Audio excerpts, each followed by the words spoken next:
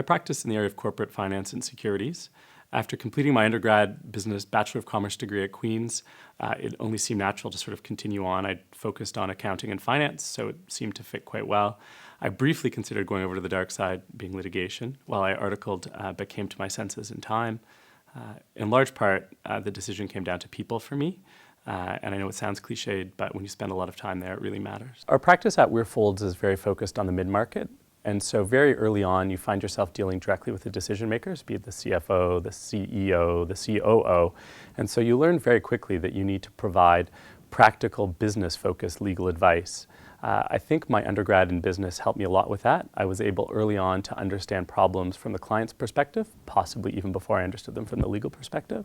And so I think that was very helpful because it allowed me to focus my strategies or shift my strategies in my advice, knowing where they needed to end up at the end of the day, even if the path wasn't the path that they thought they wanted at the outset.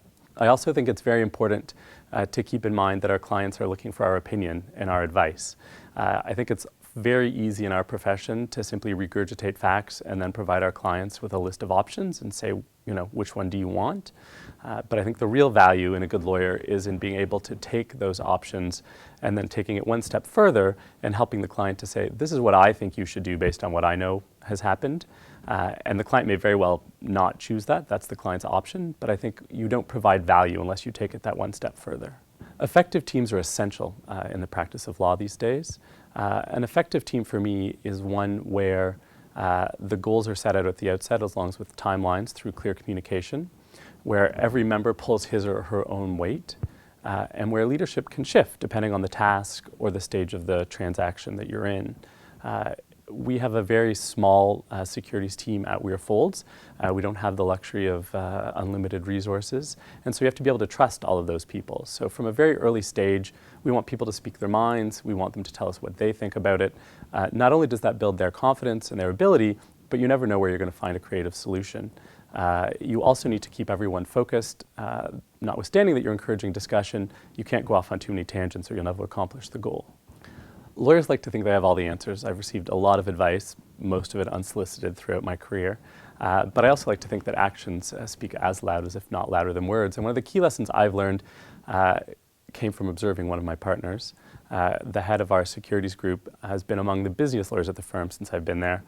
He also has an active life outside of the office, as many of us try to achieve. But not once in my 12 years in being there has he ever been too busy to take time out of his practice to help me work through an issue or to help me solve a problem. Not only has this been very important to me for my own personal development, but I think as you become a team leader, you realize that in order to move the team forward, you can't only focus on what it is you're doing, and you need to be able to take your head out of the file you're on, spend the time with the junior member of your team or the other members of your team, because otherwise the team isn't going to be able to move forward. And so it's all too easy in our practice to think that 5 minutes is going to make the end of the world.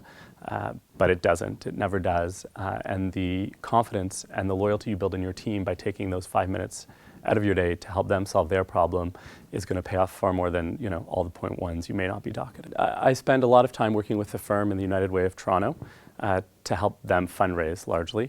And I think it's very important for me to take time out of my day to realize that there is a world beyond the 5 blocks, you know, outside of the bank towers, and that, you know, there are problems even within Toronto that we need to be focusing on. And I think the United Way is very good at helping to try and bring that connection back to the people it works with. They're very good at bringing community stories. They're very good at taking people out to their community outreach locations. And I think that helps people ground themselves in reality, which makes you, you know, a better lawyer, I think, but a better person as well. And my wife and I are both focused. She works with United Way as well, and it's just been great seeing the change that they can make in the community.